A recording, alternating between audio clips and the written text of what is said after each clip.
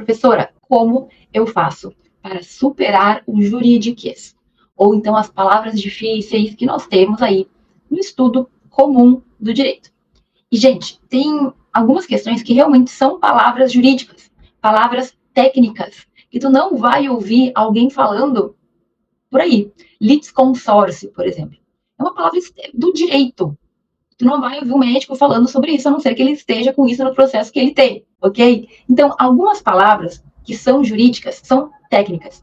Palavras técnicas que estão no código não são palavras que a gente vai, obviamente, aprender todas de uma vez, então não adianta, tem coisas que tu vai ter que esperar chegar o momento e estudar, mas eu não considero juridiquês. Por quê? Para mim, juridiquês são palavras que a gente usa que são desnecessárias, que são firulas, que são excesso de floreio, sabe? Então, aquela pessoa que enche a sua escrita de termos em latim, de expressões latinas, tem alguns termos em latim que não são juridiquês porque são termos técnicos, habeas corpus, habeas data, por exemplo. Agora, tem outras expressões que são firulinhas, né, que a pessoa não precisava ter colocado naquele momento.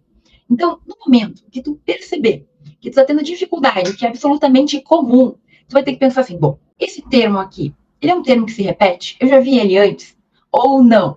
De qualquer forma, durante muito tempo, no início da faculdade, eu tinha uma folhinha, um caderninho, que eu anotava a palavra que eu desconhecia e eu anotava o significado. Era um mini dicionário, né?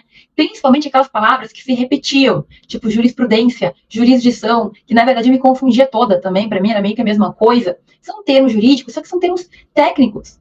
A jurisprudência é um termo que tu usa normalmente, a gente usa normalmente jurisdição. Não é que a pessoa está colocando palavras desnecessárias, não.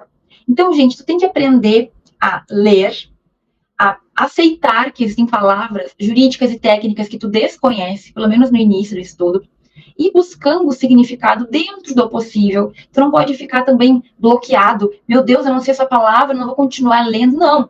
Pelo contexto, quase sempre a gente consegue entender. Mas tu vai ter mais facilidade com o passar do tempo, com mais leitura, com mais apropriação do conhecimento. Então, assim, direito técnico, palavras técnicas, tudo bem.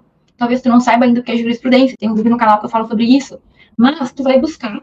E no repetir daquilo ali, vai ser algo natural. Tem palavras que a gente nem percebe mais que está falando juridiquês, que está falando termos técnicos, de tão comum, tão banais que são. Agora, outras palavras, gente, tu vai ter que ir te acostumando. Pessoalmente, eu não gosto muito de escritas com palavras que não são nem jurídicas. São palavras bonitas dentro do português. Ontem, eu comentei no Instagram que tinha eu estava fazendo uma leitura de uma apostila jurídica bem simples e usava a palavra novel. Novel legislação. E eu comentei, postei no Instagram que eu não me lembrava de ter ouvido essa palavra anteriormente.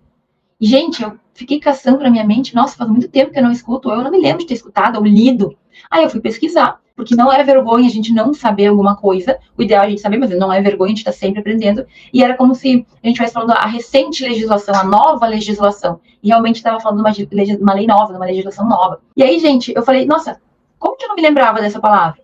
Só que pelo contexto eu interpretei corretamente o que estava escrito. Depois uma colega minha veio me comentar, nossa, a professora fulana sempre usa essa palavra.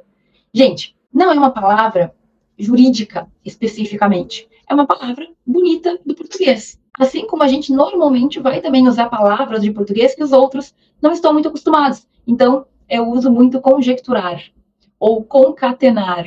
Está concatenado. Esses dias eu conversei, estava falando com pessoas normais que não são do direito e eles deram risada e perguntaram o que era isso, porque eles não tinham ouvido essa palavra. Então, veja bem, tem algumas palavras que não são técnicas jurídicas, mas que a gente vai ler e com o tempo a gente vai simplesmente entender. Não te sinta mal por não entender ou por não saber alguma palavra. Pelo contrário, procure. Você pode fazer um dicionáriozinho, como eu falei, e com o passar do tempo aquilo vai ficando obsoleto, porque tu não precisa mais. Só que quanto mais tu ler, quanto mais tu trouxer prática, quanto mais tu tiver uma revisão daqueles conteúdos, porque o que acontece? Eu li uma vez, eu pesquisei o significado, se eu não ler nunca mais, eu vou esquecer. Agora, se são palavras realmente do cotidiano, vai aparecer uma, vai aparecer duas, vai aparecer três. Na quinta vez, tu já sabe o que é. Entende? Então, não se desespere. Como que a gente supera o juridiquês? Lendo, colocando a nossa leitura em prática, né? Se colocando em situações que tu vai estar com termos jurídicos, com termos mais bonitos ou menos bonitos do português. Então, lendo o processo, lendo artigo científico, lendo trabalhos científicos de forma geral. Sempre tem um terminho ou outro que é estranho, que é muito técnico, que é desconhecido. Gente, até hoje, eu leio monografias quando elas são muito específicas de uma matéria e existem termos que eu desconheço.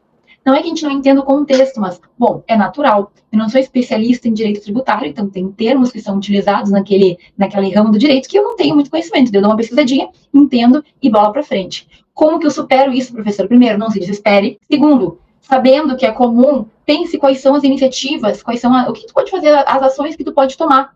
Escreve no cantinho da palavra ali do livro, o que significa, coloca tudo num papel, bota a palavra assim, escreve num post-it, cola na geladeira, entende? Isso faz parte. Quanto mais tu tiver contato, mais tu vai ter facilidade. E também novas palavras vão surgir. Mas se tu ficar te isolando, é pior. Então, é comum, eu vou aceitar isso, eu vou lidar da melhor forma possível, pesquisando, buscando, entendendo o que significa, e com isso eu vou ter mais calma. Gente, tem coisas que é só questão de tempo.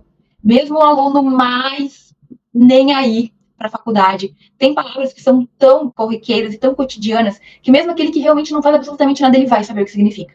Então, se tu tem um mínimo de esforço, saiba que tu vai dominar isso também. Mas tu tem que persistir, tu tem que buscar entender, tu tem que buscar ter as tuas palavrinhas ali, sempre que possível, anote. Pelo menos eu aprendo muito anotando. Tem gente que aprende mais falando, tem gente que aprende mais, sei lá, enfim, outras técnicas, mas do jeito que tu aprender melhor, faça, e isso com o tempo vai ficar mais tranquilo, ok? Prometo. Mesmo as pessoas que não estão nem aí conseguem, com o tempo, ter esse domínio. Aquele advogado ruim sabe o que significa aquele termo, porque a gente vai aprendendo, a gente vai lendo, e isso vai se tornando mais comum.